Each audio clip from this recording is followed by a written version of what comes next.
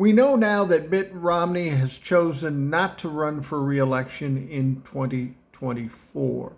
Still got about a year and a half to be U.S. Senator, so he'll still be in the mix.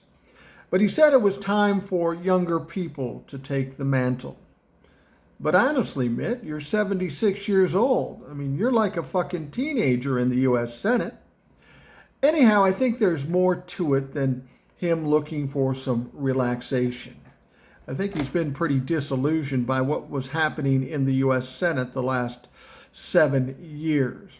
He's always tried to be the one guy, the voice of reason, and he does seem to be the most normal of the Republicans. But he is without question disillusioned and concerned about his Republican Party. And how do we know this? Well, in addition to retiring, he's got a book coming out, and it's called The Reckoning.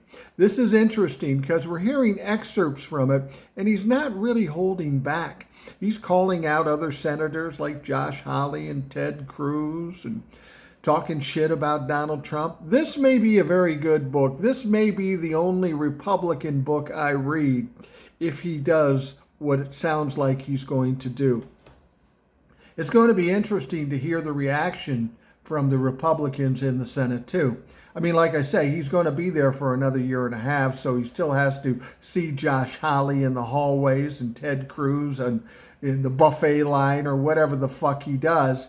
But I think Mitt Romney's doing the right thing. I think he's been appalled by the things that happen.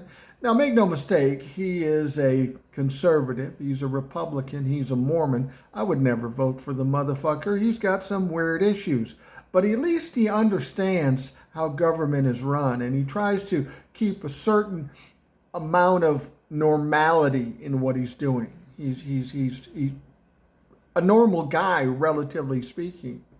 But he's pretty upset with what's going on in the Senate, and I think he knows we're looking at the demise of the Republican Party. The Republican Party, as he knew it, is no more, and it's going to go down the shitter. So he's going to jump ship while he's got some integrity left and write some books and God knows what. Maybe he'll end up on Fox News or MSNBC or something.